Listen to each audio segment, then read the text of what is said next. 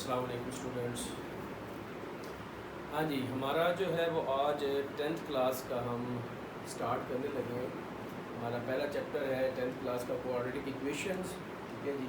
तो quadratic equations के बारे में मैं आपको थोड़ा सा इंट्रोडक्शन करवा दूँ। हमारे पास जो होती है ना क्वाड्रेटिक इक्वेशन किसे कहते हैं?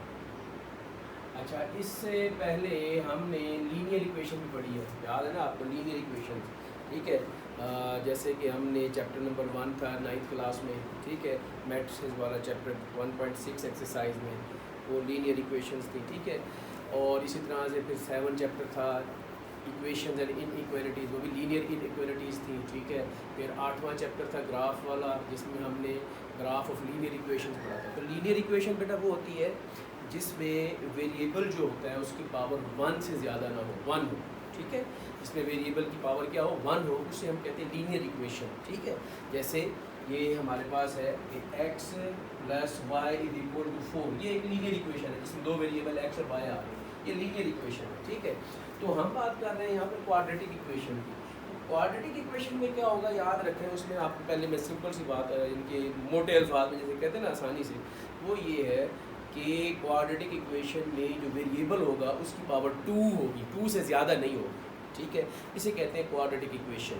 ठीक है। जैसे कि हमारे पास यहाँ पे इसकी डेफिनेशन हम यूँ करते हैं कि एन इक्वेशन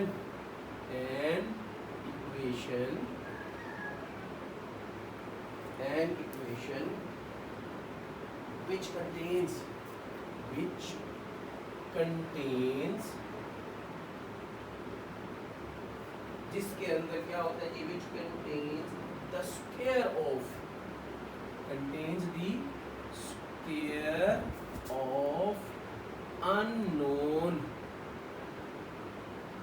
unknown quantity। वो क्वांटिटी वेरिएबल भी हो सकता है, वेरिएबल ही होता है ना जो अननोन होते हैं, वेरिएबल कहते हैं। ठीक है। Unknown quantity an equation which contains the square of unknown quantity but no higher, but लेकिन इससे ज़्यादा नहीं होगी, but no higher power is called उसे हम कहते हैं, क्या कहते हैं जी, क्वाड्रेटिक इक्वेशन। ठीक है जी। अब आप ये देखें जी, ये हमारे पास है जी क्वाड्रेटिक इक्वेशन। अब इसको हम अगर देखें तो जनरल फॉर्म हमारी क्या बनती है? जनरल फॉर्म में हम इसको लिखते हैं ax² + bx + c = 0। ये होती है हमारी जनरल फॉर्म। इसे हम general form of quadratic equation कहते हैं। इसी क्वाड्रेटिक इक्वेशन को इक्वेशन ऑफ सेकंड डिग्री भी कहा जाता है। क्या कहते हैं इसे? Equation of second degree. ठीक है जी। क्यों? क्योंकि इसके अंदर जो आपके पास डिग्री ऑफ द पॉलिनोमियल, हमने याद है चौथा चैप्टर 9 क्लास में पढ़ा था। ठीक है। तो उसमें क्या होता है, जो हायर पावर होती है जिस इक्वेशन की या एक्सप्रेशन की, तो वो उस पॉलिनोमियल का क्या बनाती है, उसकी डिग्री बनाती है। सेम यहाँ पे ये इक्वेशन वो होती है जिसमें इक्वल का साइन आता है, यहाँ पे इक्वल का साइन है, ये इक्वेशन है। अब ये क्वाड्रेटिक इक्वेशन है। क्यों क्वाड्रेटिक इक्वेशन क्यों है? क्योंकि इसमें x की पावर 2 है, 2 से ज़्यादा नहीं है। ठीक है। जो वेरिएबल x इस्तेमाल हो रहा है, तो ये है जनरल फॉर्म। इसे कहते हैं जनरल फॉर्म या स्टैंडर्ड फॉर्म टाइप। ठीक है जी। ये general form of quadratic equation है। अब ये उम्मीद है आपको ये बात समझ आ रही होगी। अच्छा, इसके साथ एक और चीज़ होती है, प्योर क्वाड्रेटिक इक्वेशन क्या होती है? हम कहते हैं pure quadratic equation. Pure quadratic equation बेटा ऐसी चीज़ होती है, ऐसी इक्वेशन होती है जिसमें आप ये देख रहे हैं ना, यहाँ पे 3 टर्म्स हैं, 1 2 ये 3। पहली टर्म जो है उसके साथ वेरिएबल x की पावर 2 है। ठीक है। दूसरी टर्म में वेरिएबल x है तो उसकी पावर 1 है, और तीसरा कांस्टेंट है, ये कांस्टेंट है। ठीक है। अब आप देख रहे हैं यहाँ पर ये 3 टर्म्स है, ये कहलाती है, ये तो होगी ना क्वाड्रेटिक इक्वेशन। जब हम प्योर क्वाड्रेटिक इक्वेशन की बात करेंगे ना, तो उस प्योर क्वाड्रेटिक इक्वेशन में ये फॉर्म होगी ax² + c = 0। यानी उसमें ये जो x वाली वैल्यू है, ये x वाली जो टर्म है, वो नहीं होगी। ठीक है। ये कहलाती है प्योर क्वाड्रेटिक इक्वेशन। ठीक है। अब ये बात आपने ज़हन में रखनी, ये है प्योर क्वाड्रेटिक इक्वेशन, किसमें, यानी कि इसके अंदर दो टर्म्स होंगी, ठीक है। पहली टर्म जो होगी वो एक्स स्क्वायर, उसकी जो भी वेरिएबल होगा उसकी पावर 2 होगी। उसके बाद दूसरी जो टर्म है वो एक कांस्टेंट होगा, वो एक कांस्टेंट होगा, उसके साथ कोई वेरिएबल मौजूद नहीं होगा। ये हमारे पास ये कहलाती है प्योर क्वाड्रेटिक इक्वेशन। क्लियर भाई? अच्छा जी, चलिए जी हम अब शुरू करते हैं अपना एक्सरसाइज 1.1, ठीक है जी। हमारा जो पहला जो है वो आज एक्सरसाइज है, एक्सरसाइज 1.1, उससे हम शुरू करते हैं जी। एक्सरसाइज 1.1 हमें ये कहती है जी कि जी क्वेश्चन नंबर 1 है, एक्सरसाइज है जी हमारी 1.1, क्वेश्चन नंबर 1। इसमें क्या है, right the following quadratic equations in standard form and point out pure quadratic equation. अब हमें इक्वेशन की हुई है, ये है हमारे पास क्वाड्रेटिक इक्वेशन, लेकिन इनको स्टैंडर्ड फॉर्म में भी मैंने आपके सामने लिखा है ax square plus bx plus c equal to 0, इस फॉर्म में हमने लाना है। तो पहला इसका पार्ट देखते हैं, पार्ट 1 हमें दिया हुआ है x plus 7 into x plus 3 is equal to -7, ये हमारे पास रकम है।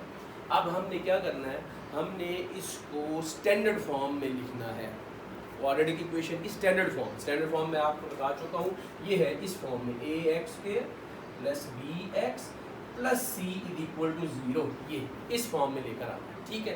तो इसका तरीका क्या होगा, यहाँ पे हमारे पास ये एक x प्लस 7 है, एक ये x प्लस 3 है, दोनों आपस में क्या कर रहे हैं, मल्टीप्लाई, ठीक है। तो हम इनको मल्टीप्लाई कर देंगे, ठीक है जी। मल्टीप्लाई करते हैं हम इन्हें जी।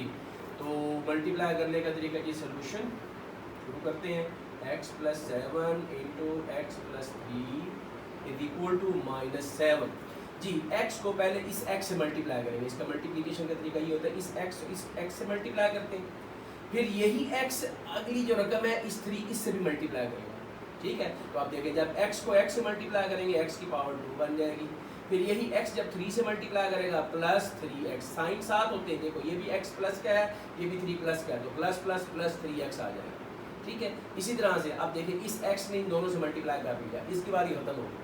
अब नेक्स्ट जो टर्म आ रही है इसके अंदर वो है 7, इस 7 ने पहले इसी तरह से इस x से मल्टीप्लाई करना है, फिर इसी 7 ने इस 3 से भी मल्टीप्लाई करना है, ठीक है। तो ये मैंने आपको देखें 7 को x से मल्टीप्लाई किया, प्लस का 7x आ जाएगा, और 7 को जब 3 से मल्टीप्लाई करेंगे प्लस 7 3 21 इज इक्वल टू -7, ये आ जाएगा, ठीक है जी।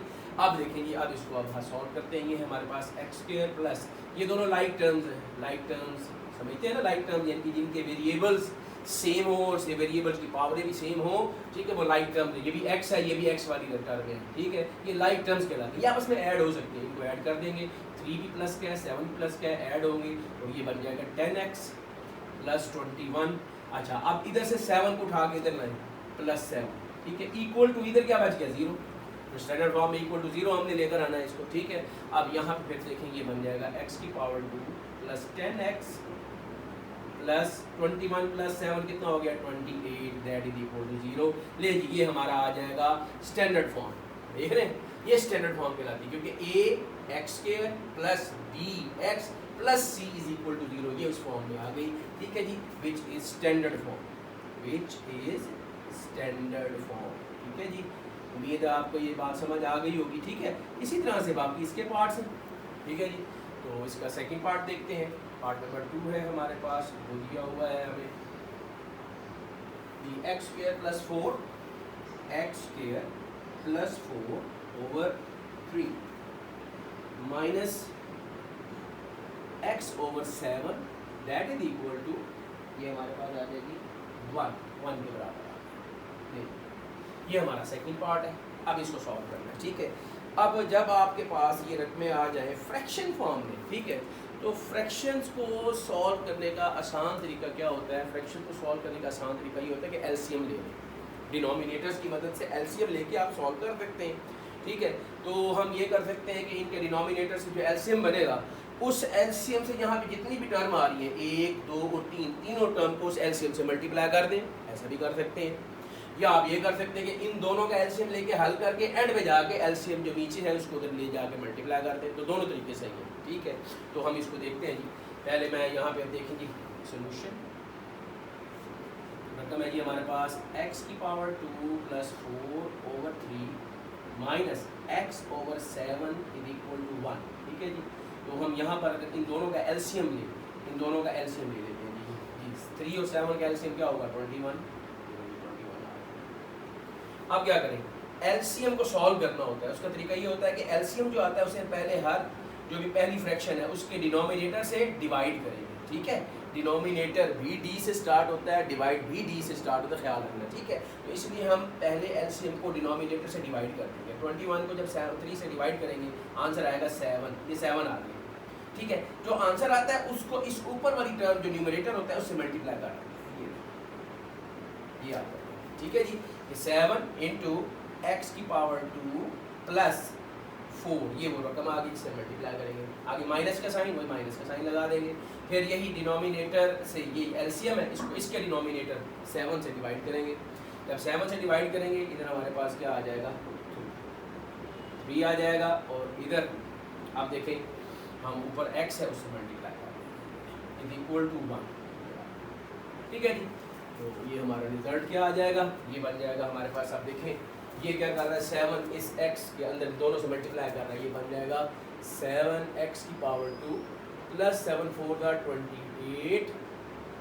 ठीक है जी, फिर माइनस 3x आ जाएगा, ये ओवर नीचे आ जाएगा 21 इज इक्वल टू 1। ठीक है जी, ले अब इस 21 को उठाएं यहाँ से, 21 उठा के इधर ले जाएं, यहाँ डिवाइड कर रहा है, इधर आके मल्टीप्लाई करेगा, ये बन जाएगा 7x की power 2 plus 28 minus 3x is equal to 1 multiply by 21।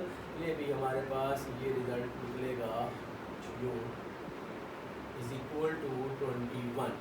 अब यहाँ से जरा इधर ले जाए इसको, 21 को इधर ये आ जाएगा 7x square plus 28 minus 3x minus 21 is equal to 0। ये आ गया। ठीक है, अब आप ये देखें यहाँ पे लाइक टर्म्स कौन कौन सी मिल रही हैं। देखें ये 28 और ये 21, ये दोनों कांस्टेंट है, ये है लाइक टर्म्स। यहाँ पे ये दोनों आपस में प्लस या माइनस हो सकते हैं। ठीक है, ये x स्क्वायर है, ये सिर्फ x है, ये डिफरेंट है, ये नहीं हो सकते आपस में। तो हम इनको क्यों लिख देंगे तरतीब के साथ कि 7x स्क्वायर पहले आ जाएगा, फिर माइनस का 3x प्लस 28 और माइनस 21 इज इक्वल टू 0। ले जी हमारी स्टैंडर्ड फॉर्म आ जाएगी 7x स्क्वायर माइनस 3x, और ये बन जाएगा प्लस का 28 है और माइनस का 21 है। तो याद रखें जब भी एक रकम प्लस की और एक रकम माइनस की हो ना, वहाँ हमेशा क्या होता है, वहाँ हमेशा माइनस का प्रोसेस होता है। ठीक है, बड़ी में से छोटी को माइनस कर देते हैं, और जो बड़ी रकम के साथ साइन होता है ना उसका साइन हम आंसर में देते हैं। यहाँ दोनों में से बड़ी रकम 28 है, साइन उसके साथ प्लस है इसलिए प्लस का साइन आएगा। 28 में से 21 को माइनस कर दें 7 आ गया इज इक्वल टू 0। ले ये हमारा आ गया स्टैंडर्ड फॉर्म, इट इज या विच is standard form, which is standard form. ये हमारे पास रिजल्ट आ गया।